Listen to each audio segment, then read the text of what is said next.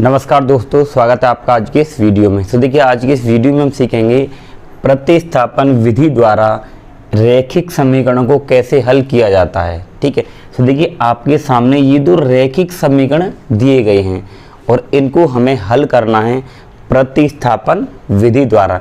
Class 10th के लिए ये टॉपिक बहुत इम्पोर्टेंट है। ठीक है, तो देखिए प्रतिस्थापन विधि द्वारा इन समीकरणों को हल करने का मतलब क्या है, यहाँ पे हमें x और y के हमें यहाँ पे मान निकालने हैं। कौन सी विधि द्वारा?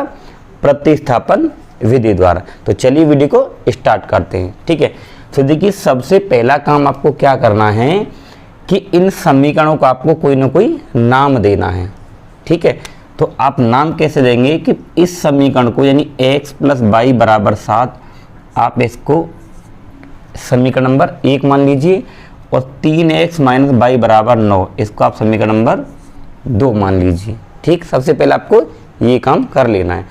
अब इसके बाद में आपको क्या करना है, इन दोनों समीकरणों में से किसी एक समीकरण को आपको लेकर या तो x का मान निकाल लेना है या फिर y का मान यहाँ पे निकाल लेना है। ठीक है, तो देखिए सबसे पहले वो मान कैसे निकालते हैं मैं आपको बता दूं। जैसे मान लीजिए आप समीकरण 1 को ले रहे हैं, x + y = 7 आपने ये समीकरण 1 लिया है।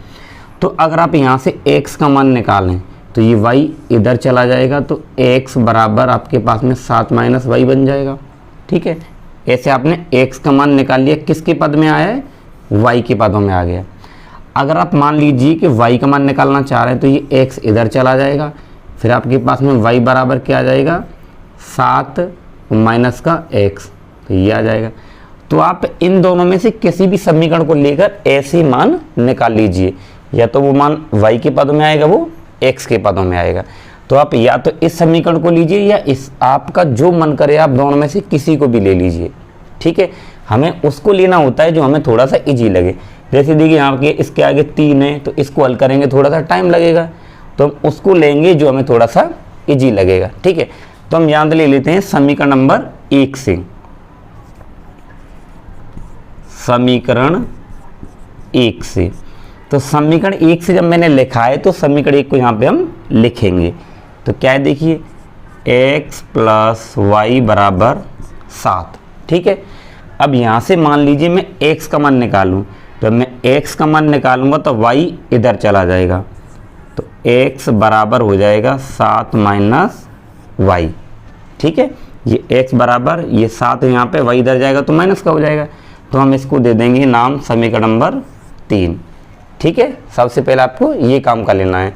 सबसे पहले आपको समीकरणों को नाम दे देने, उसके बाद में इन दोनों में से किसी भी समीकरण को लेकर आपको वहाँ से x y का मान ऐसे निकाल लेना है और उसको समीकरण नंबर 3 नाम देना है। ठीक, अब आपको क्या करना है कि इस x के मान को इन दोनों समीकरणों में से उसमें रखना है जो अभी आपने यूज नहीं किया है। तो आपने समीकरण 1 का तो यूज करके ये बना लिया, अभी आपने समीकरण 2 का यूज नहीं किया है। ठीक है, तो इस x के मान को उसी समीकरण में लगाना होता है जिसका आपने अभी यूज नहीं किया है। तो किसका यूज नहीं किया है? इस 2 का। तो हम इस x के मान को समीकरण नंबर 2 में लगा देंगे। तो यहाँ पे लिखिए x का मान समीकरण 2 में रखने पर, समीकरण 2 में रखने पर, तो समीकरण 2 में मान रख रहे हैं तो समीकरण 2 का आप यहाँ पे लिखिए। तो क्या समीकरण 2 देखिए, 3x - y = 9। ठीक, इतना कर लिया। अब आपको क्या करना है, इस x के मान को उठा के इस समीकरण में यहाँ पे आपको लगा देना है। तो x कहाँ पे आ रहा है? यहाँ आ रहा है, तो इस x के मान को यहाँ लगाइए। तो देखिए 3, ठीक है, और ये आपको यहाँ कोष्टक लगाना है। तो क्या है? 7 - y, तो 7 - y। ठीक, फिर क्या है? -y और बराबर में कितना है? 9। ठीक, फिर क्या करना है आपको, इस 3 की गुणा इस कोष्टक के अंदर जो भी नंबर है उससे करनी है। तो 3 × 7 = 21, फिर -3 का जब हम y से गुणा करेंगे तो क्या हो जाएगा? 3y, और ये -y = 9।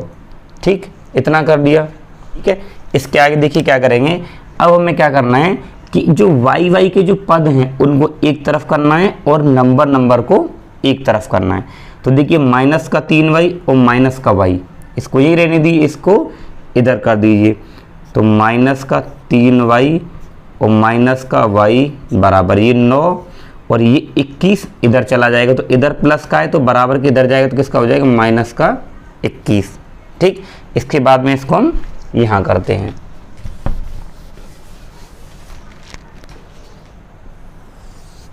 तो ये देखिए माइनस का 3y और माइनस का y, तो इसके आगे कुछ नहीं तो आप यहाँ 1 लगाइए, ठीक है। तो ये माइनस का 3y है और ये माइनस का 1y है, तो माइनस माइनस प्लस, तो 3 और 1 कितना हो जाएगा आपके पास में 4y। चिन्ह किसका आएगा, जो बड़ा है, तो ये बड़ा नंबर है, इसके आगे माइनस है तो ये माइनस का 4y आ जाएगा, ठीक। फिर क्या है, बराबर। अब ये देखिए 9 माइनस 21, तो ये प्लस का है और ये किसका है, माइनस का, तो प्लस माइनस माइनस। 21 में से आप 9 घटाएंगे तो आपके पास में कितना बचेगा, यहाँ पे 12, लेकिन ये किसका आएगा, माइनस का, तो ये माइनस का 12 आ गया, ठीक। अब क्या करेंगे, देखिए माइनस ये माइनस कट जाएगा। अब आपके पास में क्या बचा, यहाँ पे 4y बराबर 12। अब हमें क्या करना है, यहाँ से y का मान निकालना है, तो ये 4 इस y के किस में है, गुणा में, तो इधर किस में जाएगा, भाग में, तो y बराबर हो जाएगा 12/4। अब ये कट जाएगा, 4 एकम 4, 4 3 12, तो हमारे पास में y का मान कितना आ गया, 3। तो देखिए y का मान तो हम निकाल चुके हैं, अब हम निकालेंगे x का मान।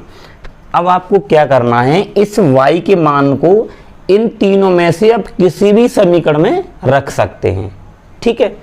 किसी भी समीकरण में आप रखिए, आपका आंसर सही आएगा। तो हम क्या करेंगे, इस y के मान को यहाँ लगा देंगे क्योंकि यहाँ ये जल्दी से सॉल्व हो जाएगा। तो यहाँ पे लिखिए आप y का मान समीकरण 3 में रख देते हैं। समीकरण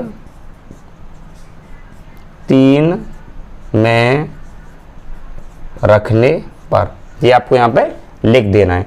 तो समीकरण 3 के आपके पास में कि x बराबर 7 माइनस y, तो इस y का मान कितना है, 3, तो इसको यहाँ लगा देंगे y की जगह पे। तो x बराबर 7 माइनस y का मान कितना है, 3, ठीक। तो x बराबर कितना आ जाएगा, 4, 7 में से 3 जाएगा तो कितना आ जाएगा, 4। तो दोस्तों आपके पास में यहाँ पे x और y के दोनों मान यहाँ पे आ चुके हैं और ये हमने किस विधि से निकाले हैं, प्रतिस्थापन विधि से। तो आप इस प्रकार से अगर आपको ये सवाल मिलता है तो आप आसानी से इस विधि का यूज करके आप इनके मान निकाल सकते हैं। तो दोस्तों अगर आपको ये वीडियो अच्छा लगा तो वीडियो को लाइक करें और अपने दोस्तों के साथ में शेयर भी करें। Thank you.